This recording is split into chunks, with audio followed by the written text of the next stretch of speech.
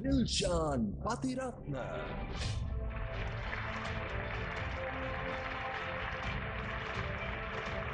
සුබ සන්ධ්‍යාවක්.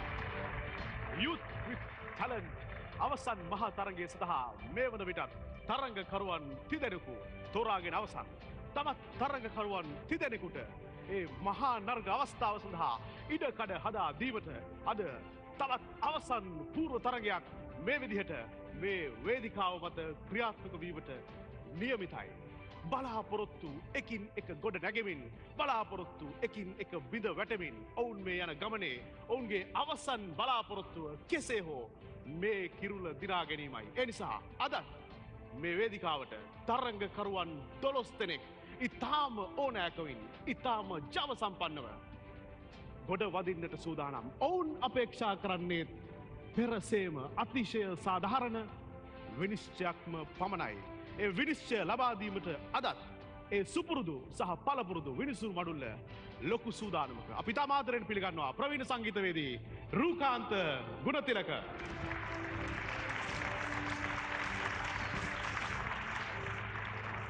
ශ්‍රී ලාංකේය ක්‍රිකට් වංශ කතාවේ පළමු ටෙස්ට් ක්‍රිකට් නායකයා බන්දුල වර්ණපුර. ප්‍රතිභාපූර්ණ රංගන ශිල්පිනී සමනලී ෆොන්සේකා. ඉන්දිය සිනමාවේ ශ්‍රී ලාංකේය සලකුණ නිරෝෂා රාම්කී.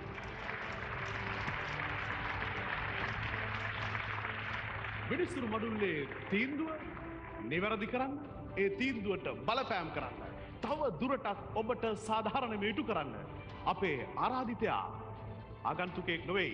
Youth with Talent වැඩසටහනේ මුල සිටම නිරන්තරයෙන් අප සමග රැඳුණු අති සුවිශේෂී චරිතයක්.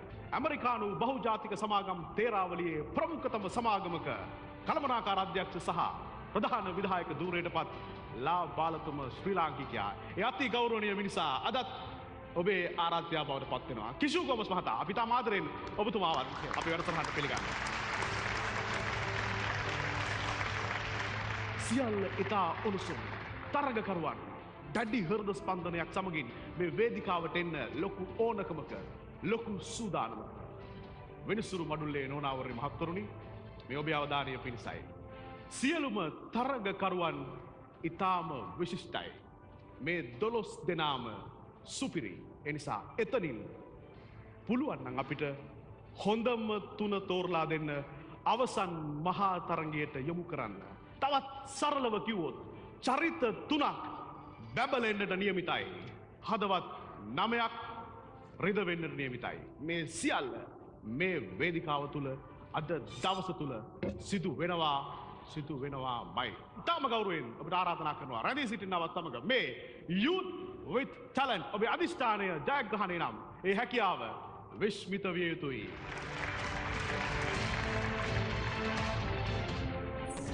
ආදරණීය රටේ ජනතාව මගෙන් ඉල්ලු එක දෙයක්. තමයි මේ යුද්ධේ මොනවා ඉවරයක් කරන්නේ. අපි කිල්ලොච්චේ නිදාස් කරගත්ත එක වැරදිද? වැරදිද? Youth with Talent කියලා කියන්නේ මේ ගායනයටවත් නර්තනයටවත් එහෙම නැත්නම් වෙන එක ක්ෂේත්‍රයකට කොටු වෙච්ච සීමා වෙච්ච වැඩසටහනක් නෙමෙයි. මේකේ සෑහෙන පරාසයක් පුරාවට පැතිරෙනවා. ඒ කියන්නේ එක පරාසයකට කොටු වෙලා නැහැ. මැජික් ශිල්පියෝ ඉන්නවා, බීට් බොක්ස් කරන අය ඉන්නවා, ඩාන්සින් ශිල්පියෝ, නර්තන ශිල්පියෝ මේ ගොඩක් අය ඉන්නවා. ඉතින් එහෙම වැඩසටහනක සමරයන් කියන අපි දෙන්නටත් හොඳ තැනක් ඇවිත් වෙනවා කියලා මම හිතනවා. මගේ ආදරණීය සදාදරණීය ස්වීට් හාට් නැගණිය මගේ හදවත ඇතුලේ මේ කැකෑරෙන ආදරේ මං ඔයාට පරිත්‍යාග කරනවා.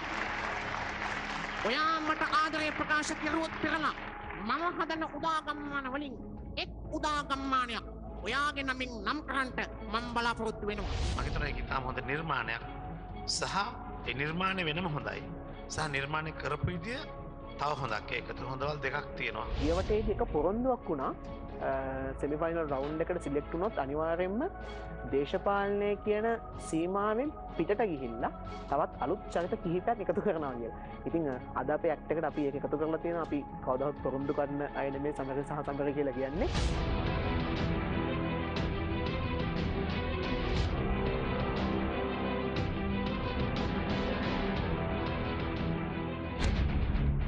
Ladies and gentlemen, please welcome Mr. Samare and Samare.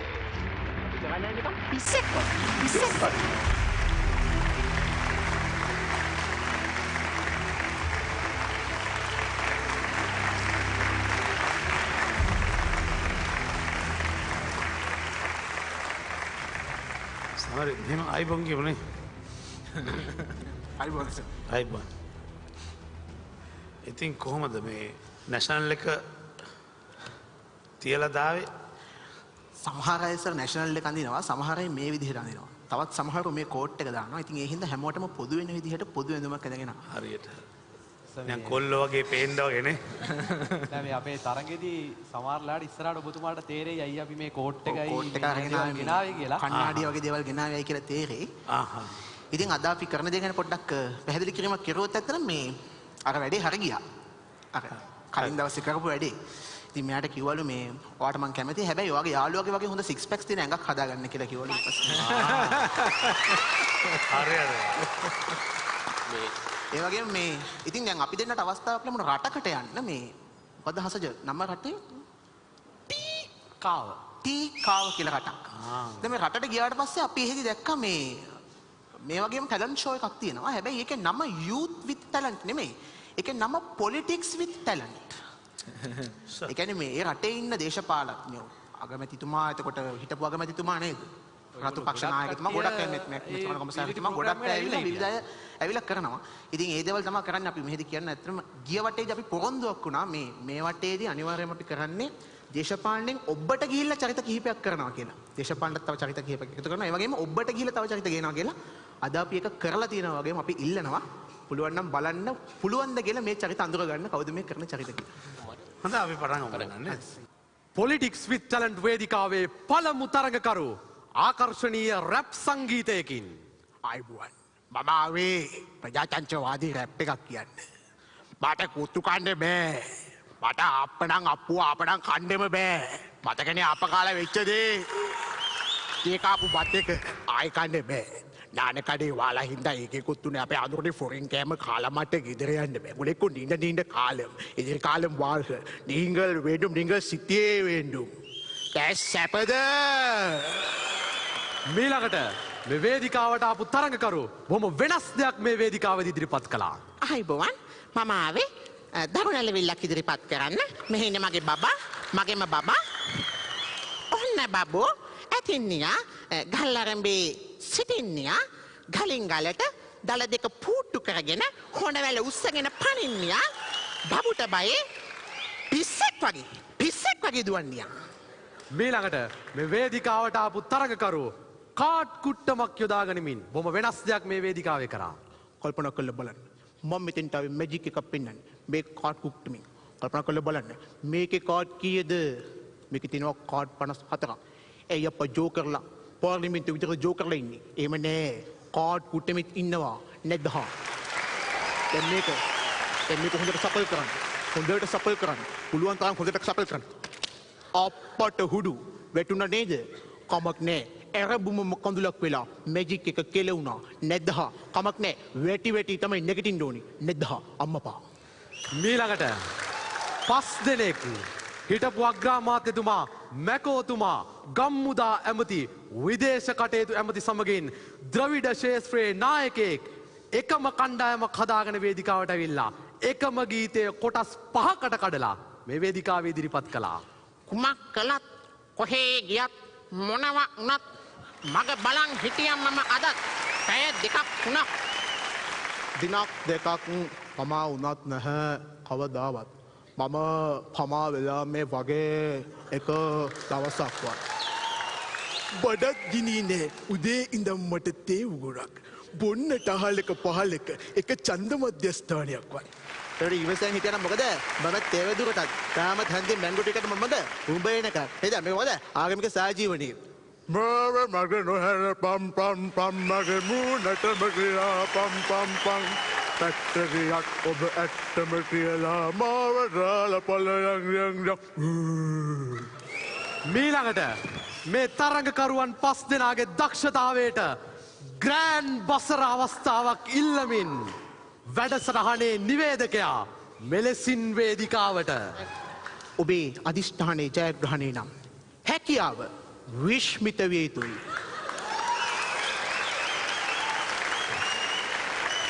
ඔබතුමා ඔය බස් එක ගහන්නෙම නැද්ද? ඔබතුමා කවදාවත් ඔක ගහන්නේ නැහැ. ඔබතුමා ඔක ගහනවා නම් මෙතන මම ඔළුවෙන් උනත් හිට ගන්න ලෑස්ති. මතක තියාගන්න.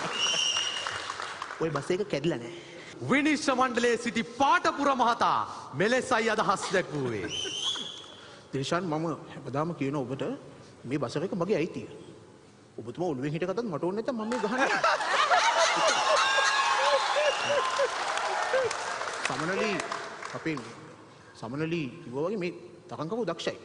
නමුත් මේ බස් එකේ දෙක ප්‍රයෝජනවත් නෑ. මේ මගේ අයිතිවාසිකම් උල්ලංඝනය කරන බුදුමට අයිතියකුත් නෑ. එච්චරයි.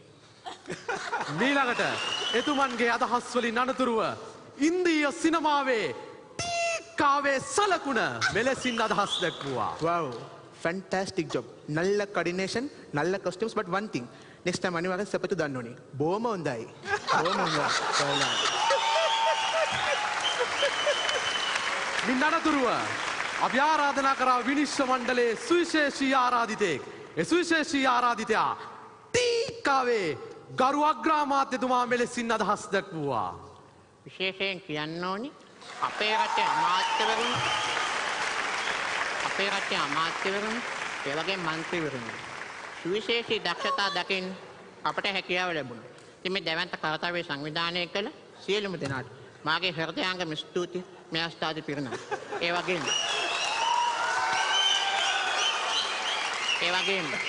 වගේම මේ තරංගේ ජයග්‍රාහකයින්ට වැගන් කාර් එකක් වගේම ටැබ්ලට් පරිගණකයක් සහ ෆ්‍රී වයිෆයි කලාප නිමේෂ වට ඉදි කරන්න අපි යොදනවා.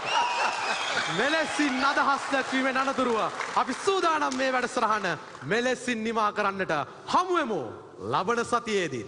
ඔබේ අධිෂ්ඨානයේ ජයග්‍රහණය නම් හැකියාව විශ්මිත වේ.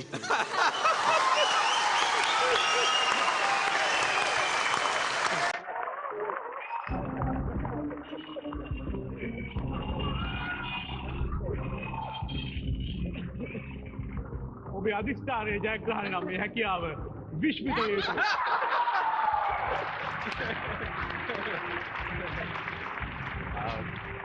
වා කැඩිලා නැහැ ඉතින් අත්පස. සාධාරණ විනිශ්චයක් දෙන්න. මම හිතන්නේ මේ වේදිකාව තව පැය භාගයකට යනකම් hina වේවි. අපිට බ්‍රේක් එකක් ගන්න පුළුවන් වෙයි නේ. මුල සිටම අග දක්වා සිනා සාගරයේ ගිල්ලපු ඇක්ට් එකක් කියලා මම කියන්න පුළුවන්. අපි පූල් එකට යන්න බලන්න නේ. ගිහලා බලමු. කොහොමද? very entertaining වෙන මොනා කියන්නද? ලේස් වැඩක් නෙමෙයි ඔය කරන්නේ. අපි hina වෙවි මෙතන මේ බලන් හිටියට මම දන්නවා ගොඩාක් ප්‍රැක්ටිස් කරලා ගොඩාක් අධ්‍යයනය කරලා කරන වැඩක්. ඉතින් හරිම සතුටුයි ඔයගොල්ලෝ ස්ටේජ් එකේ මේ වගේ perform කරනවා දකිනකොට. අනිවාර්යෙන් පූල් එකට යනවා. බලමු මෙතනින් එහාට මොකක්ද වෙන්නේ කියලා. Good coordination, good sapattu. එකක් මිස් වෙන බඳලයගේ. යා හැමෝම කතා කරන ටෙන්ෂන් කතා කරන මේ පේපර් එක කතා කරනවා. ඒක පොඩ්ඩක් මිස් වුණා ඒතරයි. ඔයා මගේ දිහා බලයිද? ඒ යා ටෙන්ෂන් වෙන්නේ දෙපැත්තේ ගෑල්ලා වදින්න ඉන්නේ. That's I'm Isra product matter. I don't know the people Karnadeva, but the act was very nice. At least by watching the act was very, very good. Keeping the audience laughing, that's very good. I'll give more points and see you in the next round. Thank you. අපිත් හොඳ time එකක් ගත්තා. අපිට හොඳට ලේ පිරිසිදු වුණා හිතන්නේ. තාම හොඳයි. මම ආසයි පොඩි යෝජනාවක් දාන්න. මොකද ඔබ තවත් අපිෝ හිනස් වනවන අපිෝ කියල කියන්න අපි විතරන්නේ මං කැන අපේ දූපතම මොකද අපේ භාෂාව තේරෙන අයට පමණක් නොවී පුළුවන්න ඕකටම තව සම්බන්ධ කරන්න ඇක්ෂන්ස් මොනහරි එතවට කාටත් තේරවා එකන්න ඇක්ෂන්ස් වලින් මොනහරි කරපුහම භාෂාවක් නොදන්න වනත් තේරවානේ උදාහරණයක් හැරයට මිස්ට බීන් ගත්තොත් ඒ වගේ උදාහරණයකට මම කිව්වේ ඔබ ඉතාම විශේෂයි මම ඔබට ලස්සන අනාගතයක් ප්‍රාර්ථනා කරන දෙන්නටම මේ තරගෙන් පිට මම ඒ ප්‍රාර්ථනාව කරන්නේ තරගය තුලදී ඔබ අනිවාර්යයෙන් මේ තරගය තුල ඉන්න ඕන දෙන්නෙක් කියලා මම විශ්වාස කරනවා ජය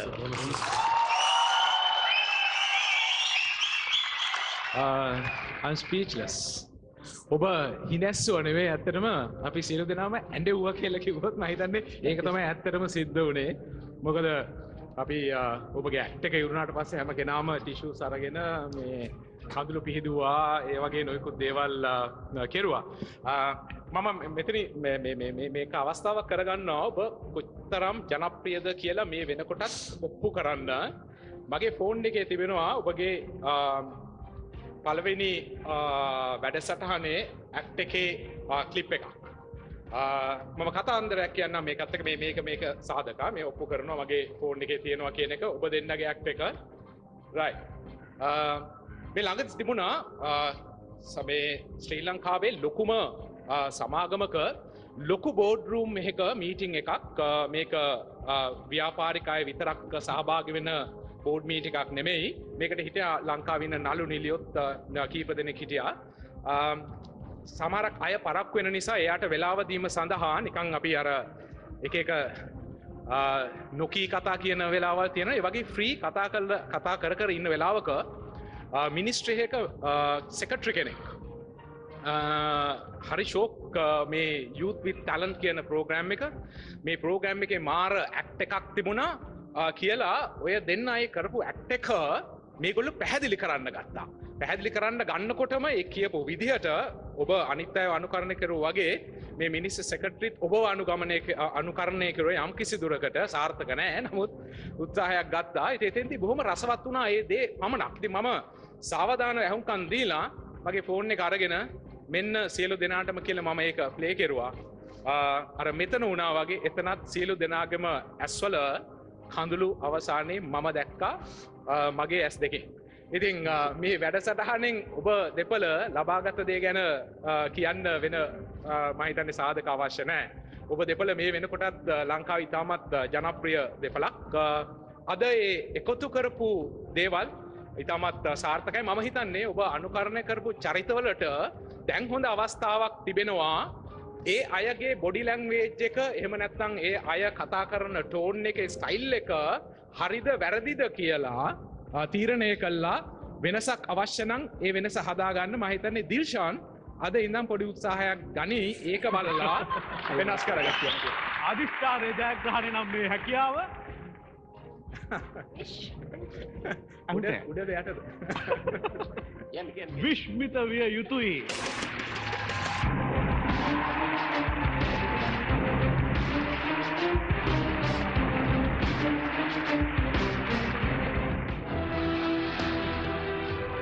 මෙහෙමයි අපි වෙනසක් කරා. හැබැයි ඔය විනිශ්චය මණ්ඩලයේ අපි නොකරපු චරිත කිහිපයකුත් ඉන්නවනේ. ඒගොල්ලන්ට අපි ෆයිනල් ගියොත් ගොඩක් පරිස්සම් වෙයි. අපි මෙච්චර කල් මේ රටේ ප්‍රබල චරිත දෙකක් හිටියා, දෙක කරේ නැහැ. හැබැයි අද අපි එක චරිතයක් කරා. අපි ඒ වගේම අනික් චරිත මොකක්ද කියලා හිතලා බලන්න. අනික් චරිත මොන චරිතද කියලා හිතලා බලන්න සහ බැරි වෙලාවත් ෆයිනල් ගියොත් අපි ගන්න යයිද කියලා. ෆයිනල් ගියොත් අපි අඟවනවා. අපි ඒ චරිතෙන් දිනනවා කියලා. හැකියාව විශ්මිත විය යුතුයි.